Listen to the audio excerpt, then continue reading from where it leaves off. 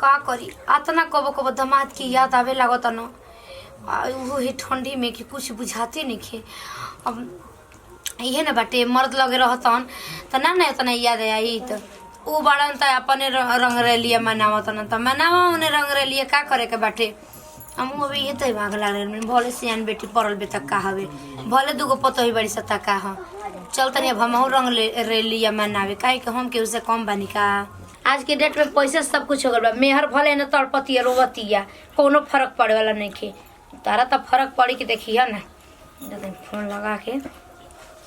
आ यही जब बुला लेबे मान ले रही हन तो कुछ बोललो बतियावल बनी। हेलो हेलो गोड़ लगा तनी अम्मा जी। खुश रही का जी का समाचार। समाचार तो ठीक है बा मुजी में बानी ना अम्मा जी। हाँ मुजी में बानी। कहीं कैसे याद करनी हमरा। अरे बाप रे ऐसे कहत तनी का करी अब आप याद नहीं करत तो सोचे तनी कि हम ही याद कर ली। अच्छा कुछ बीमार मार बानी का। हाँ जी बीमार बानी जन्नी लागो त कबो कबो नया कि अबे रहत बानी अब मर जाए ओइसन हो जाता कबो कबो। अरे अम्मा जी वो कहां मन सार भाई अब तब ऊ गइल बनन सब पूना कोनो बात नहीं। अच्छा ठीक बाटे तबीयत खराब बता ब्रिजेश डॉक्टर के बोला ली। अरे सुनी ना रोरा आज तो हम ठीक हो अरे रोरा आई ना तो अब के जनता की आत्मा भटकत ताटे या कि अच्छा ठीक बात तब आवत नहीं तब मिठाई में का ले आई। देखिए हमके मर मीठा कुछ ना चाहिए रौरा मेरी दुआरी पर आ जाए अब जानम के मर मिठाई आप ही बानी। ठीक बा रखी हम आवत नहीं दस ठीक बाटे कटी गई बाप रे बाप ओहन तो आता ना उनकर पर डोरा डालब ऐसन डोरा डालब कि हमरे हो जइहन और हमरे रहीहन ऐसन दिमाग लगाई जातनी न धीरे से पानी पी के लिया के धो देतनी यहीं से बताइम तब मान लो कि चलो बताइयो देतनी मान लो ना बताइम तो आगे चल के दिक्कत हो जाए बता देतनी मान लो पानी पिए के तैयारी करियो तो आगे रहियन घर में तो जनबे करियो तो। अरे बाप रे बाप कितना धइले बेसन मम्मी जी खाना खनी हो। हाँ देनी हई आ देखो तनी कि ओही तरह रसोई घर में ढक के खाना रखल बाटे के कर हटे हो तो का जाने मम्मी जी ना खिली का हम तो दे के आ गेल रहनी कि खा लेम खाना कॉली इहो के ना जब बीपी लो होखेला त लागी ना चिल्लाए आदमी पके खाए के नहीं किसन दे त पिए के नहीं किसन टाइम से दे आ देला पे अटकबे करेला के भरी की जब कोवाना सपना में डूबो रहत अड़ी ये निक लागेला तब के करी आदमी कुछ ये घरी के उनकर चाल भाव देखो तड़ कैसे रहत अड़ी वो बुझाते नहीं कि कुछ सास हड़ी की गोतनी हड़ी का करत रुजा हो का मम्मी जी ढील हेरा खाना का रसोई घर में टोप के रख देले बहन जी खाना जाला अरे का नहीं काहे हमारे एकदम सने खाने बरा खाए के मन नहीं के कर बीपी लो हो कि त लागम हमनिया पे चिल्लाए। अरे खाना वा खाए के तो छोड़ ना ओके देखे के मन नहीं के करत हमरा मम्मा के कइले बानी। अरे हाँ देखो हम का करे नहीं का करी ना आ कि पाहुना आवतनी त ना हो के त हमें दुकानिया पर से ना खोल कि ना दुकानिया हो मुर्गा लावे जी आही ए रमाज बीएफए हची अरे त का हो गल बीएफए हता रे आ का करवा के आवत नी जी। अरे गजब दामाद हई बुझा त केनी आई रहनी है ना शेर बूची जी भी आवत का ना ओकरा कहा टाइम बाटे धान काटा ताटे उ शेर पुरवाई रहनी बुझा त धान उनके बात करे खातिर त कने फोन करलन त कने पाहुन आ जाए ठीक बा ना झट दिन तैयारी कर जा लेट ना अहिया त एकदम बनल एकदम गरम उनकरा के चाय। बाप रे बाप अपना बेटी दामाद रहली अपना बेटी दामाद खातिर देखो तो कत तेल बाड़ी बाड़ी बा पीतर नस देले बड़ी कितना बोलत रहली आज बेफे हम शनिचर नहीं खेलत ना आज उनकर ब्राह्मण ना ऊपर होई ह खाली हमनी के बेर जाइए हमनी के मन करत है त हर दिन त हर दिन हटे बेटिया दमदा पे थोड़ी ना चली देख लो खुशी फुर्ती में एकदम भागो बोल हड़ी ऐसे बिना कहती खाना घर के खइले कोनो सामान लाबे त हमरा से ना होई हो डाड़ में दर्द बा त कहीं में दर्द ऐसा ऐसा कुछ सास के नु बुढ़ैला पर दुख होकेला त लोग कहलन कि काहे दुख देत ऐसन बुढ़िया के। ये भाई ससुराल तो हम आ गए नहीं लेकिन का बात बाकी आमा जी अचानक हमरा के फोन करके बुलावा तनी कुछ बुझाते नहीं खे बुझा त कुछ दाल में कुछ काला बा जा तनी दुआर अरे जीजा जी गोड़ लगतनी खुश रह साली जी ठीक बाड़ू ठीक बानी अरे, अचानक आ गइनी ना बतियनी ना कुछ अरे साली जी तू तो बदल गइल बाड़ू हो उ कैसे मतलब बड़ हो गइल बाड़ू होनहार एकदम त काहे चाहक हो पीछे गइल चुकी रही का हम ना ऐसा कोनो बात नहीं के लेकिन अब आप मोटा उटा कोइल बानी मोटा यही ले का भौजी मुर्गा और कुल बनावत ना बनता दीदी ना लियो ऊ तनी काम धंधा में बाझल बड़ी आ सुनो ना तू तो कितना गदरा गइल बड़ू हो। अरे जी आपको के मजाक ना जाला इहो के रहन न अबले ले ना सुधरल एकदम पहिले लेखा ना लागी ना कि घर के दामाद होई एकदम लइकन लेखा हिरल रही आ देखो भूसावा एथु को दे तबे न भैंसिया के खियाईब काहे अभी खाना बनौली सा कि ना बनौली सा कहता ना नती महंगा मुर्गा क देले बनस 200 रुपया किलो। अब का करी उनका खातिर 200 रुपया किलो रहे चाहे 10 रुपया अरे माई 500 रुपया किलो रहो। लिया खचिया लिया गिरा देनी है तना आ तो भूसा अभी सही करतले जी जाए के तबले दुआर बैठल बानी आ तू कब के बोलैली रहली है उनके रे कोई जी जाए गए न पानी में पिए के देली है कि ना रे आ दीदी ना आइली अरे छोड़ बाद में भूसा है तू खाई न भैंस छोड़ तनी बड़ा टेटरा दे ओकरा के देखी का हाई बाड़न पाहु आई हो दादा कितना अगर आइल भी अरे देख के हां तो पहले उठे के एगो दामाद ना हम यही ले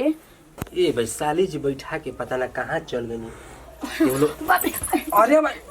अरे अम्मा जी वो तो पहाड़ नहीं यार हमारे ऊपर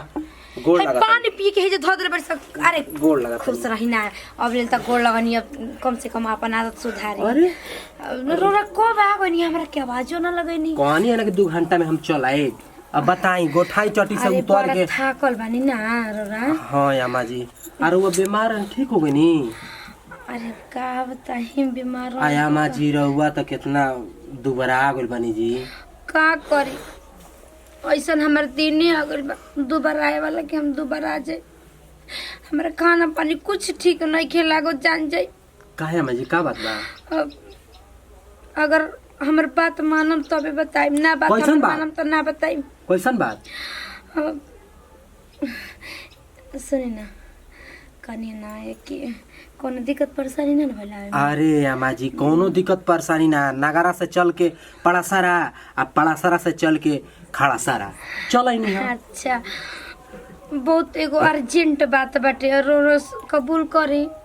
अर्जेंट कौन बात बा? बीमार बानी तो दवाई कहीं तो लेके आके कैसन तो होगा था ना ना ना ना बोली। ये खाली रौरा कहीं ना ये खाली बस कहीं हाँ रउआ का बात हर बात मानो ठीक बा। हमर कपार पे हाथ धरे हम बात अरे लिही अम्मा जी रौरा रउआ से प्यार करे नहीं का ई का कहते नहीं रउआ बकवास करतनी दामाद लगाओ दामाद बेटा जैसन बनी। अरे जब कपार पे हाथ रख के क्रिया खाइए लिहनी तभी दामाद आ बेटा के में का रिश्ता बाटे। अम्मा जी क्रिया अब खइले तो बनी पति पत्नी के रिश्ता हो गइल ना क्रिया खइले बनी माई का लेकिन दामाद समाज का गंदा नजर नहीं देखले। देखी अगर अब नहीं कबूल करत तो हम खुद जान के हो भगत के गढ़ा बाटे ओइ शेरपुर में वही में जान दे काहे कि बहुत भारी गढ़ा हो में जी चल जाला वो आवेला ना। ऐसन बात काहे करतनी हमारे चलते रउआ मर जाए काहे ऐसन करतनी सब बेकार का बात बा। काहे हमार दुख दर्द केहू समझे वाला नहीं के। बाबूजी बड़े अरे बाबूजी कहाँ बड़े बाबूजी तो रंगरेलिया मनावत रे सार भाई बड़े अरे देखी जब घर के लोग बा देखिए ऐसन का करतनी कहीं ना प्यार करे नहीं कि ना करे की अच्छा नहीं के लागत कहीं ना प्लीज आमा जी का बुआ वतन बोले ठीक बा हम जाके जान दे देतनी आपको। देखिए ऐसन बात मत करी रउआ खुशी में हमरे खुशी बाटे देखिए प्यार करब मानतनी लेकिन केहू से कहब ना ना ना केहू से ना कहम एगो हम हमर दिल दिल दिल है जान दोनों तोहार है ना कम केहू से कैसे भूल जाए तो हके अरे जेवन तोहफा दीहनी सनम पाके तू तो मौका हम धोखा ना दिन डर लगता हमरा के से प्यार बा ना प्यार बा आजे भर कितना तुहसे प्यार करीले तुह के ना अंदाज भाभी अरे यानी के तो समझे में ना आवेला जन्नी के पानी पिए के देही कि ना देही हे जी आके बैठल बानी पानी हे जे धरा गइल बाटे हां हम खाना हो जी काट के कबे ले ताकत तन की अब में लेके आई ना अब लिया के आई ना मुर्गा चावल बने लेनी राउर फेवरेट जे खाले खाना मुर्गा तो अभी ना बनेली है छोटकी कद एक सांझी के बनी दाल भात हम कहतनी कि हमरा से खराब आदमी केहू ना होई ठीक ना ना तो लतारे जाके छौंक दस मुर्गा के जिंदे तो पहले खाची में कहते कि सांझी खानी बनी उकुल लड़ाई झगड़ा ना हमारा चलते ये सब बेकार आजी कढ़ी या चावल आ आलू के दुगो भुंजे खराब बा गोड़ लगता नहीं भुला गई नहीं खुश रही जी जाके चली खाली और ओइ पर मरचा भुंजवा देले बानी का माने खराबी बाजी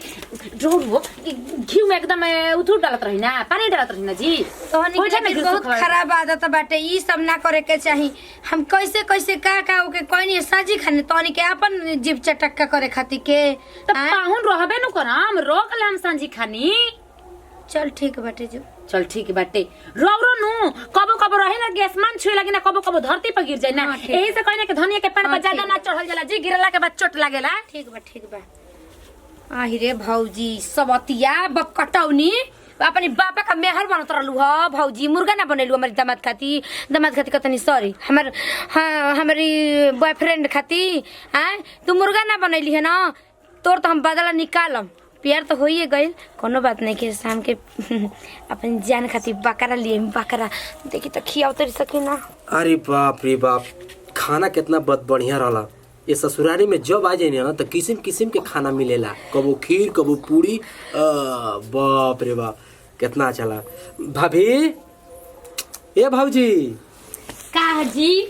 बाप रे बाप खाना के बनौले रहला खाना छुटकी बनल रहे ना ठीक ना बनल रहे का अब नहीं बहुत चली और अनिया जी आऊ भाभी कहाँ बाड़ी लौकत नहीं खी उ भाभी के बाड़ी होइया अपना घरे में और कहां होइया अच्छा ठीक है चली बेटे और अनिया अरे वो नहीं आई ना तो महंगा पड़ जाए लिया जाए के पड़ जाए जी के बाद ठीक नो फिर खर्च चलाइम तू दुगो मेहरा रुके अरे तो का हो गइल अब चल देबू त तू तो एक भौजी न हऊ हाँ अब तब जी और मौगी के का हाल बा अरे सब काजी दूरे के बा? बैठल बानी खा लेनी हां गोड़ लगा तनी भुला खुश गेल रही, खुश रही। बैठ ना ना का दूरे पे नहीं, बढ़ जा, बढ़ जा। के बैठम अरे बैठ बोल जा जा। दुलारू के तो एगो बॉल बनन दोई त देखिए हम कैसे ऐसे बैठ जम त दबिए जई हन अरे बाप रे देखिए ओ नहीं दबी जी भौजी कितना तुम बहिनी संगे मन ना लगेला का हाँ ये देख कितना मजाक करेलू जा हो भौजी तुम। बहिन कह एगो में हराड़ी गाना तो छोड़ देले रही जाने तनी गीतिया जो इनको के कौन? सुनावे के रही का? रखे सवा के बहिनी न पढ़े में तेज न पढ़ावे में तेज खाली घूम घूम के लइका पटावे में तेज गेट ना से जी। बाहर के हो। का ये भौजी कैसन गंदा गंदा गाना गावत रहू हो वो बहिन के ऊपर अब हम बहिन के ऊपर बहिन कैसन जी मेहर कहीं आवे घड़ी तो का ये सुनी है, भौजी बुच्ची ये उल्टा सीधा बतावत बोले रही। खातिर दीदी बुच्ची हाँ। जी बतावत रही अरे पेट तोहर भरल ह कि ना एरा के सब भेड़ुआ झूठे पतल लेके भागेल जी माने कि का बेइज्जत करत रहू जब भौजी तो हम लोग अब मान ली कि भर गांव काकी तक केकरा पत्ता की बताई अब रहुआ से ना मजाक कर जाए तो केकरा से करे जाई जाए तो ठीक बात सही बा अब भौजी तनी घरे जा अरे आराम से बैठी काहे पसीना छोड़ी ले बनी हमनी के थोड़ी ना कुछ करम गलत उल्टा ना, घरे जाके घरे जा- खटिया डाल बजा के आराम करिए एक दो ना घंटा घरे जाके बा अरे साजी के जाइम जी भेड़ुआ ना हम अबे जाए हम बाद में जाइम घरे जाए हम आही हे राम गजब के उहो लजकर मानी न ठीक है बता जाई बहरिए मम्मी जी बानी रोवा के जाय देता नहीं आजुए अभी मुर्गा ले के घरे में रखले बड़ी कि सांझी के बना के अपन दामाद के याद आ खिलाए गेल जा तनी प्याज व्याज काट देता नहीं तो फिर लोग भन सबसे पहले सांझी के बना दियल जी हो बाकी कुछ भी कहो बड़ी मजाक किया बावन ना हां आवे लन तो नी जा देख ला तेल तेल ना हो तो मम्मी के बोल दिया लाए खातिर हां ठीक बा इतना मन उजल बनो काज को भयो यन देखो कैसे होस होस बतियावत रहन हैं ऊ तो मने मजा लेत रहन हेने हमर करेजा फाटत ताटे ई तो कुछ समझत नहीं गन अरे ओहो आ गई नहीं जौन इच्छा बा राउ हमारा से पूरा करी ठीक बना लेकिन आजे भर ठीक बा काज बो ओने से काहे होस के बतियावत रहनी हो हंस के बतियाओ तन कि हम खुद बेइज्जत होते हैं गाड़ी मने का चाहतन कि हम अपन मर्डर ना कर ली काटल काटल गाड़ी देत रही हो भौजी उहे त हमर जीव एकदम छटपटाहत रहे कि देखा प्यार बड़े हकीम। कि इज्जत ताकत नहीं हो नी जाके नटंकी कइले पड़े तो आ सनम भुला न जइहा ना ना ऐसा कोनो बात ना होई राह के से प्यार पाके आ छोटी छोटी बतिया पसैया रुस जाले कतनो मनाई ये सखी ना मुहाले हमरा से मुहवा फुलाई गइल परदेसी सजनवा ना आइले ये गाना के हमार फीलिंग जागत रहे जब अपना आवत रहनी है तो कि सबको हेला कि बहुते सुघर बाड़ तू टोना लागे न काची उमरिया में। देखिए अम्मा जी, दामाद और सास के रिश्ता अरे वो कैसन- उल्लंघन करत नहीं रुआ। अब का उल्लंघन कर देनी अब जाए दी जब पति होके पत्नी के रिश्ता हो गइल बटे हो तब गइल बटे तो अब और इच्छा बता हम पूरा देता नहीं। जरूर थोड़ी नहीं कि ऐसा इच्छा पूरा कर जाला ओए अब होके दिन बाग जी बस देखिए अब लागल रहे। देखिए अब हो गइल अब हो गइल कैसे? वो तो ज्यादा होता कहाँ होता अब और इच्छा जितना कैसे पूरा आगे हो कि हो जाए दी 100% हो जाए दी। आही रे रामा ई कुल का अरे मुंह में लिपस्टिक का जी मम्मी जी क्या करवा तो जी अरे हाँ कुछ आँखी में आही ये नती आई हर नंदी में कौन सुख ना मिलत है कि हे बुढ़िया पगले हमारे खातिर हो तो बड़ी चल तो बड़ी चल सुन तो जो ना बरे भांडा भाभी- फोरन न तो बहुत लेते क्या करे चल सुन जिले चल जे करे आही हे राम जाय रे मौगा आही मौगी अरे बुढ़िया तो जवानी फुटत रहुए आई जवानी फुटत रहुए घर में बेटी सयान भइल बिया ओकर ना मुंह देखल बुल हटे साली जी को अरे मत तो हम का बताइए। गलती कर दिले बनी साली जी को मत बते ओकर पका डोरा डाल के मन ओकर पर हो हमरा के मार हाँ? दे कि इन करे के न तुम्हारे कान से इनके मार दे तो चोट हम के आहा लैला मजनू वाला प्यार हो गेल बा ना का हाल आई दीदी लैला मजनू कुछ दांत ना, में इनका कुछ ना। खोड़ा हट कर हुए निकलवावत रहली पूछा ना पूछो करे से कुछ ना, आँखी में पूछो पड़ल। आँखी में पड़े हुए आँखी में कैसन सोर होता। अरे जीजा क्या बतिया लिपस्टिक कैसन लगता। जीजा मत कह नायका बाबू कह बाबू जीजा अब जी। नत कह ई काहे रे भाई ई का कहतड़ी। कार हुआ करा देहनी। का करा दिहनी रिश्ता में धरा घर में चूसे में नहीं लागत रहुए ये माई हाँ? कबो ना सोचले रहनी कि तो हौसन काम कर भी सियान घर में बेटी पड़ल बिया शादी ब्याह के टेंशन नहीं खे लेकिन तोर अपने टेंशन बाटे। माई का कहता नहीं बुची जी माई कहे खावे के लायक हनी जा तो के एक चुरो पानी में डूब के मार अरे दे अपना सामने से हो अब ससुराल की ना हो बेटी के देखे। जीवन बर्बाद और कुछ कर ना मिला। देखी चुप रहे। भांडा फुटिए गइल बा आप सब जानिए जीवन के नहीं ना। जीवन तक खींच ले हम चोरी भी सीना ये रिश्ता के कायम रखे खातिर हम बरकरार रखब। चली आही ए माई अरे पकड़ो चाहो ता तार मोई जति नीलाम करे सो ना के बेटा आही हो दादा एकरा के ओसरा माई के मर उफर जाए के चाहिए कभी के ना से नमस्ते प्रणाम गोड़ छू के गोड़ लागत तनी हम सोनी सुमन और देखी जाई हमनी के पूरा टीम बटे और वीडियो बनावे के देखी जा मतलब खास वैसन एथुना रहल लेकिन हम जैसे गलती करनी वैसे रहो सब मत करम जा ये सब गलत बात बा पति के धोखा दियल तो हम ई वीडियो के माध्यम से रहो सबके देखनी है जा दिल पे ना लेम जा और हाँ वीडियो अच्छा लगे तो दिल से लाइक करम जा शेयर करम जा कमेंट बॉक्स में लिख के बताएं जरूर सबके कि वीडियो कैसा लागल है और यही वीडियो से लेते हैं जब विदाई अगला वीडियो में फिर मिल जाए तब तक बाय बाय।